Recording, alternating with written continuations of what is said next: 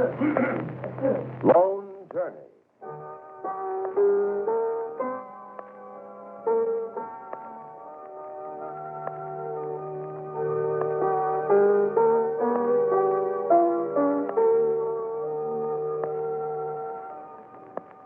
A year ago on a spring morning in Chicago, Nita and I would be out in the yard early, looking for signs of life in the flower borders along the walk. Well, Nita, my darling, now that you have your freedom, maybe you're happier on this April morning far away in Chicago. Wolf Bennett's longing for a lost illusion intrudes on a perfect spring day in Montana. Today in Lone Journey. This is Lone Journey, written by Sandra Michael. This story of a man's search for happiness on his lone journey through life is brought to you by the makers of Lava Soap. You know, ladies, the irritating thing about extra dirty housework hands, they're so mighty easy to get dirty and so almighty hard to get really clean again. Now, isn't that true? Especially if you wash away at that stubborn dirt on your hands with an ordinary toilet soap. Lord, you have to wash and wash away, and most probably even use a brush. But look, you don't have to use an ordinary toilet soap. No, ma'am. There's a special toilet soap called Lava that takes all the drudgery out of washing extra dirty hands, that actually gets your hands really clean in just one good, quick, easy wash, and leaves them feeling marvelously soft and smooth to boot. Now, did you get the name of this marvelous soap? It's Lava, spelled L-A-V-A, Lava. And the reason Lava is such a wonderful soap, can get your hands so clean so quickly, is because Lava contains a special powder-fine cleansing ingredient that no ordinary toilet soap has. So, let me repeat. Whenever your hands get extra dirty from housework, from doing hand-soiling housework chores, don't wash and wash away at them with an ordinary toilet soap. Just give your hands a good, quick, easy wash with Lava soap instead. And ladies, here's another don't. When your porcelain bathtub and bathroom fixtures get all dirty and smudgy, when your fine aluminum ware needs cleaning, don't scour that dirt and scum away with some of those ordinary powdered grit cleansers. No, ma'am, use your handy-sized cake of Lava instead. For Lava is a perfectly marvelous household cleanser. Lava's creamy suds, rich in that remarkable powder-fine cleansing ingredient, quickly, safely whisks ugly smears and dirt away. Leave things spotlessly, sparklingly clean without a scratch. And, of course, Lava is kind to your hands as you work. Be sure and keep listening for news about Lava and your husband's hands.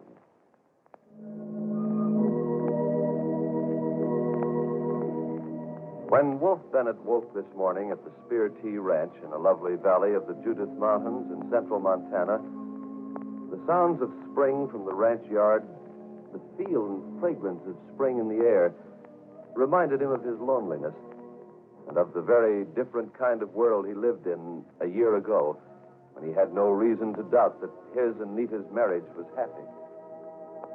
A year ago on a spring morning in Chicago, Nita and I would be out in the yard looking for signs of life in the flower borders along the walk.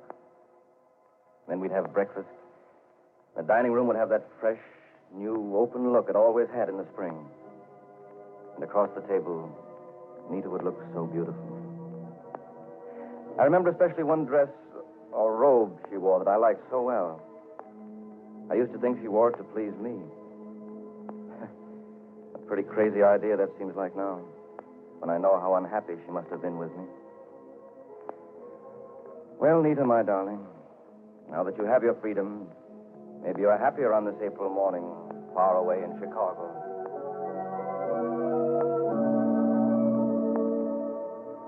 Wolf deliberately chose to forget the letter he had received from Nita the other day. From the tone of that letter, it would have been easy to believe that Nita was lonely and that she felt less than content with the separation that had been her wish only. Wolf didn't dare let himself believe what seemed to be written between the lines.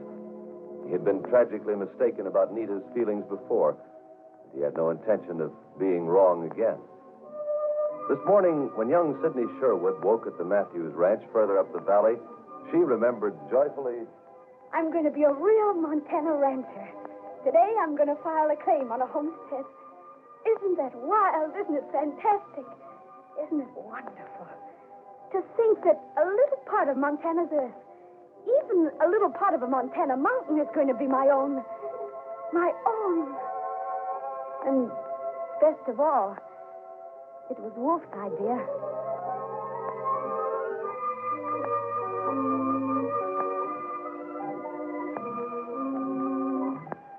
Sidney, Wolf, and old Henry are standing in a pine clearing on the homestead land which Sidney is seeing for the first time this morning.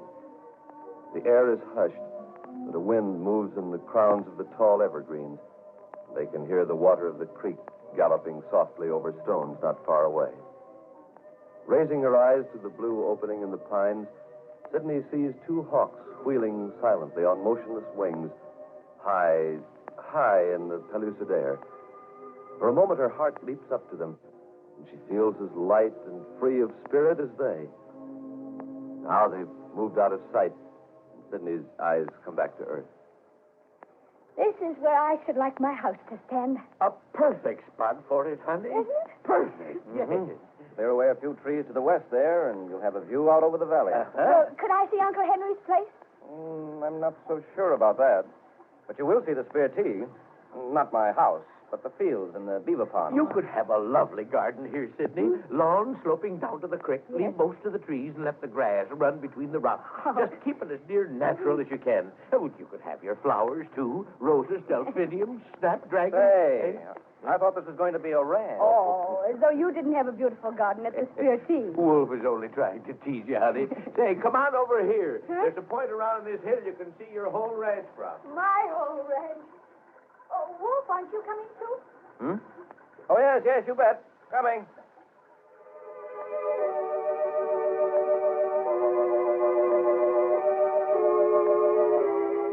Wolf had been far away in time during those few moments.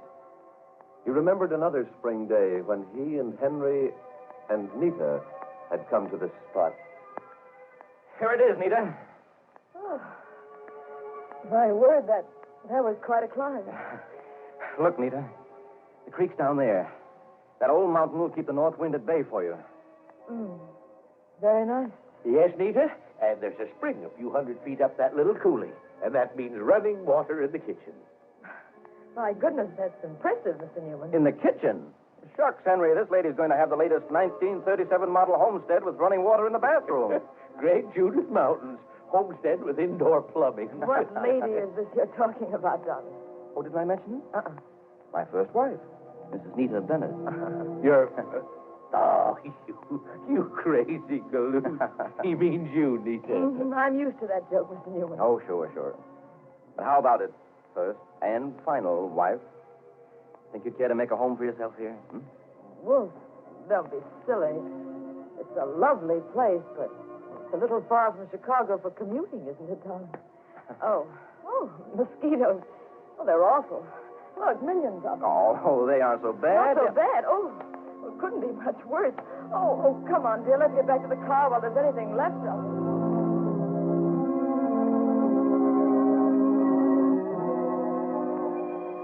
Wolf had hoped Nita would fall in love with Montana and with this mountain valley. She didn't. Remembering her indifference now, he saw it as a warning sign he hadn't understood. Henry's and Sidney's voices recalled him to the happier present.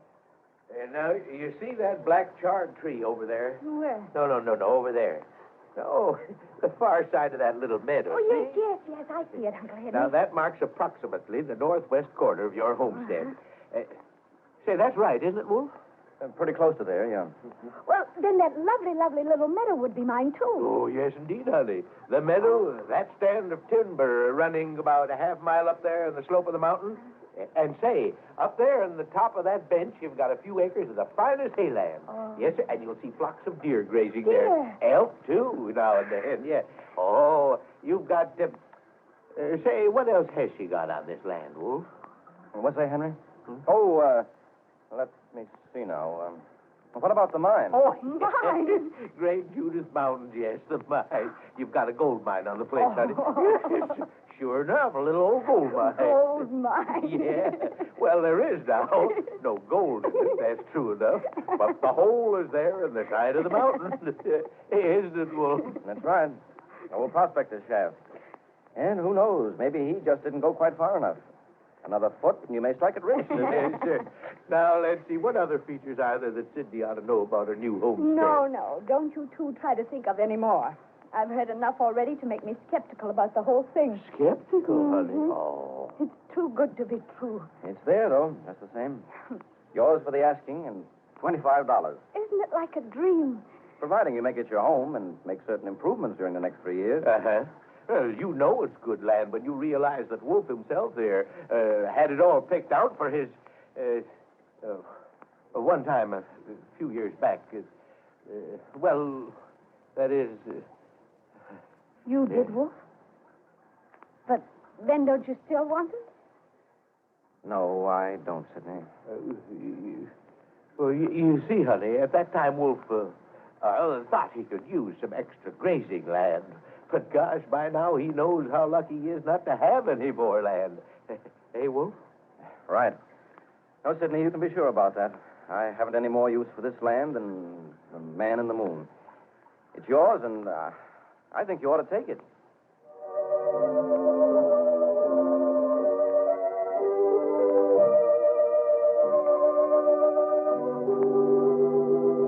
Sidney had been disturbed by Wolf's absent-minded preoccupation. She had guessed at the reason for it, and that had given her moments of despair. But now, at his words of encouragement, she felt immensely lifted and reassured. And that, even though down under her happy thoughts, a small voice of doubt and caution struggled to make itself heard.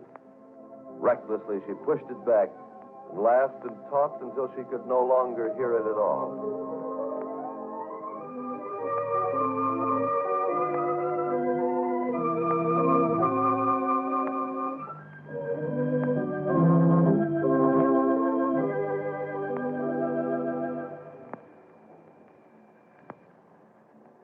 Ladies, let's pretend it's about 6:30 in the evening.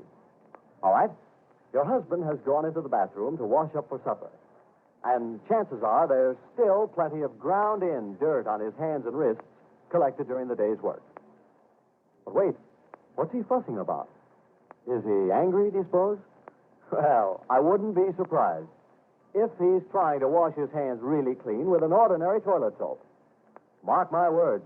He's probably in for a long, tedious session at that wash basin, and he knows it.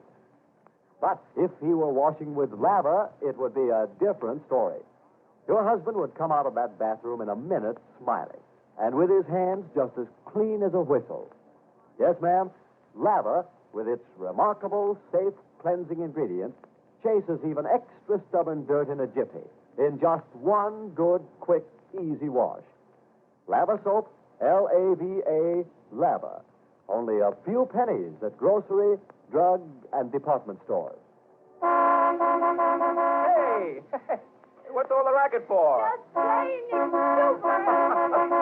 You crazy I kid. don't care. I'm going to be a rancher gal in the mountains of Montana. Sidney sets out for Lewistown, confident now that she will have her homestead in the valley where live the people she loves. Tomorrow, in Lone Journey.